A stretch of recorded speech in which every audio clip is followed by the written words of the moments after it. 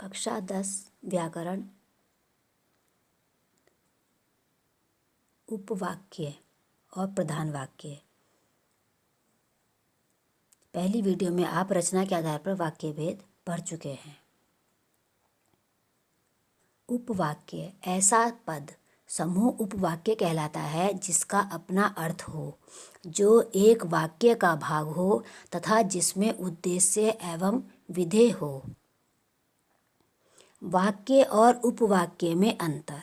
जब दो शब्दों का सार्थक समूह, या कह सकते हैं जब शब्दों का सार्थक समूह किसी विचार को पूर्णतः प्रकट करे तो उसे वाक्य कहते हैं। या कह सकते हैं जब किसी वाक्य में एक से अधिक वाक्य किसी योजक से जुड़े हों तो इन सभी वाक्यों को वाक्य नहीं कहा जाता है बल्कि उपवाक्य कहा जाता है। प्रधान वाक्य तथा आश्रित उपवाक्य में अंतर। मिश्र वाक्यों में एक से अधिक उपवाक्य किसी न किसी व्यधिकरण समुच्चय बोधक से जुड़े होते हैं। इन उपवाक्यों में एक उपवाक्य ऐसा होता है जो किसी योजक से नहीं जुड़ा होता, वह किसी दूसरे उपवाक्य पर निर्भर नहीं होता, स्वतंत्र होता है तथा शेष उपवाक्य इस उपवाक्य पर निर्भर होते हैं। यह उपवाक्य प्रधान उपवाक्य कहलाता है। आश्रित उपवाक्य के भेद। आश्रित उपवाक्य 3 प्रकार के होते हैं: संज्ञा उपवाक्य, विशेषण उपवाक्य और क्रिया विशेषण उपवाक्य।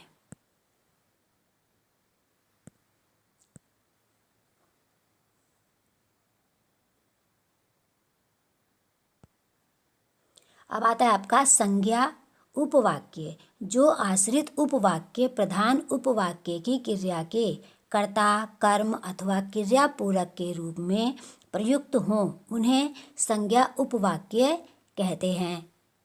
उदाहरण: संज्ञा उपवाक्य की जो पहचान होती है उसमें संज्ञा उपवाक्य प्रायः की अव्यय से जुड़े होते हैं। कहने का मतलब यह है कि संज्ञा उपवाक्यों का आरंभ जो है की से होता है, या संज्ञा उपवाक्य जो होते हैं उनसे पहले की लगा होता है। उदाहरण: मैं जानता हूँ कि वह बहुत ईमानदार है। मैं जानता हूँ इसमें प्रधान वाक्य है और की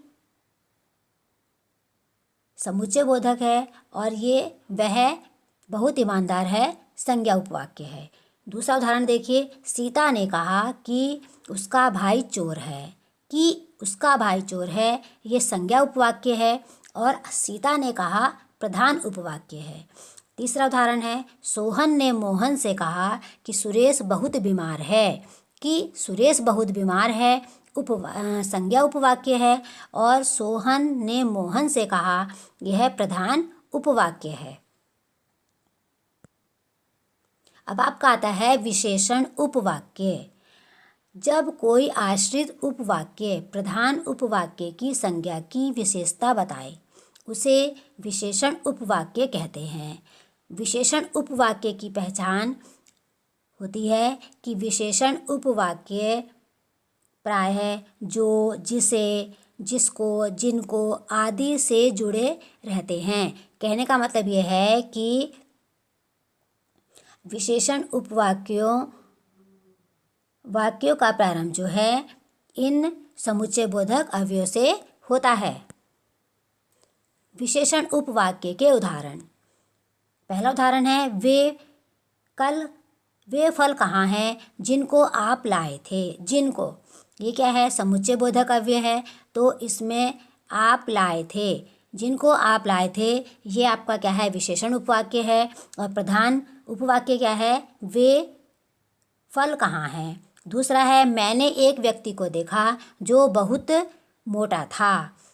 जो बहुत मोटा था ये विशेषण उपवाक्य है, क्योंकि इसमें जो से, जहाँ से जो स्टार्ट हो रहा है। मैंने एक व्यक्ति को देखा, यह है प्रधान उपवाक्य। वे किताब कहाँ हैं जिसे आपने खरीदा था। इसमें विशेषण उपवाक्य कौन सा होगा? जिसे आपने खरीदा था। यह आपका क्या है, विशेषण उपवाक्य है। और प्रधान उपवाक्य क्या है, वे किताब कहाँ है। अब आपका आता है क्रिया विशेषण उपवाक्य। जो आश्रित उपवाक्य प्रधान उपवाक्य की क्रिया की विशेषता बताए उसे क्रिया विशेषण उपवाक्य कहते हैं। क्रिया विशेषण उपवाक्य की पहचान। क्रिया विशेषण उपवाक्य में क्योंकि, जब, यदि, यद्यपि, जितना, जैसा, जहाँ, जिधर आदि शब्दों का प्रयोग होता है। कहने का मतलब ये है कि क्रिया विशेषण शब्दों का प्रारंभ जो है क्योंकि, जब, यदि, यद्यपि, जितना, जैसा, जहाँ, जिधर आदि शब्दों से होता है। इसमें क्या, दूसरे शब्दों में हम कह सकते हैं कि ये मिश्र वाक्य होते हैं। उदाहरण, मैंने उससे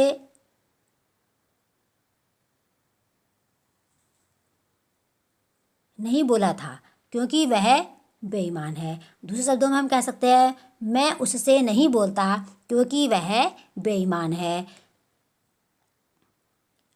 क्योंकि ये क्या है, समुच्चय बोधक अव्यय है, तो इसमें ये होगा क्रिया विशेषण उपवाक्य। मैं उससे नहीं बोलता, ये होगा प्रधान उपवाक्य। यदि मैंने परिश्रम किया होता तो अवश्य सफल होता।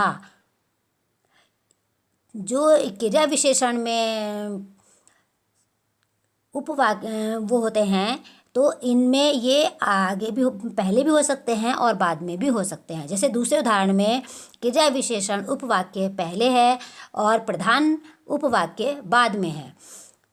तीसरा उदाहरण है, जहाँ तुम जाओगे मैं भी वहीं आऊँगा। ऐसे ही इसमें है, मैं भी वहीं आऊँगा, यह आपका प्रधान उपवाक्य है। और जहाँ तुम जाओगे यह क्रिया विशेषण उपवाक्य है। आशा करती हूँ कि आपको उपवाक्य और प्रधान वाक्य पहचानने आ गए होंगे। इसी तरह आप अन्य उदाहरणों में भी उपवाक्य और प्रधान उपवाक्य पहचान सकते हैं। धन्यवाद।